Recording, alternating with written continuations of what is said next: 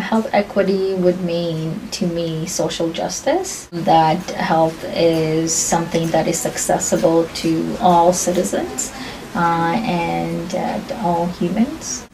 By health inequities, what I think of is that people don't have an equal ability to have the resources that they need for their health.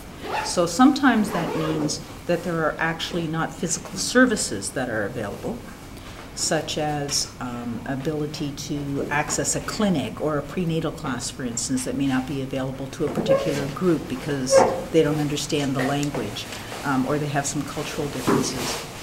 Unequal access, another piece of that is the issue of poverty creates an inequality that makes everything less accessible. So you may have the services, but if you haven't got the money to get a bus ticket to get you to the services, then you're also not able to access it.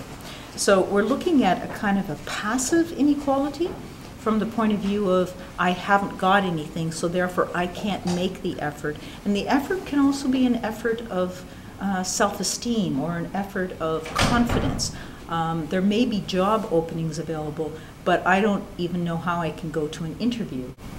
I think in public health or in community health, the issue of inequality is perhaps the most potent one, because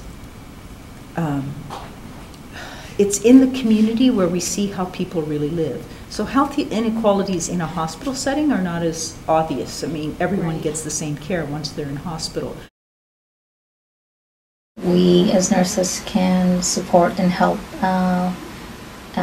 when it comes to health equity, or by one, ensuring that we follow practice standards.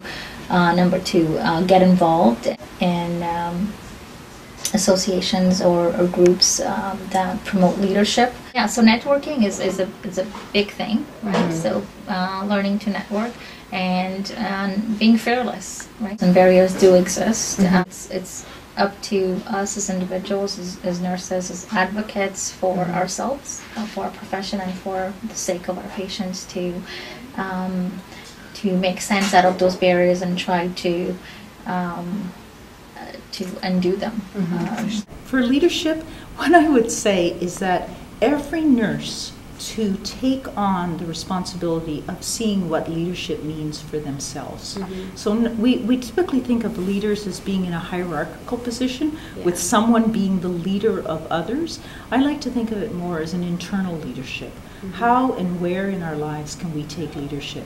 Maybe it is being a staff member and taking leadership around horizontal violence.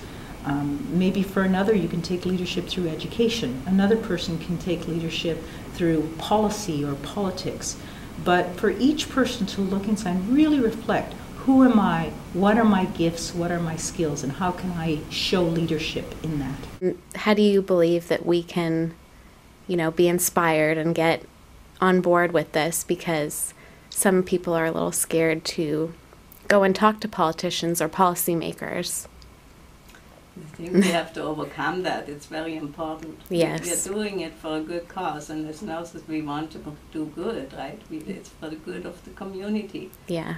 For the good of ourselves as well, because we feel better. Right. And so I think we just have to lose that fear. Right. And open your eyes and see what's out there. And get mad. Yeah. I think that's a good way.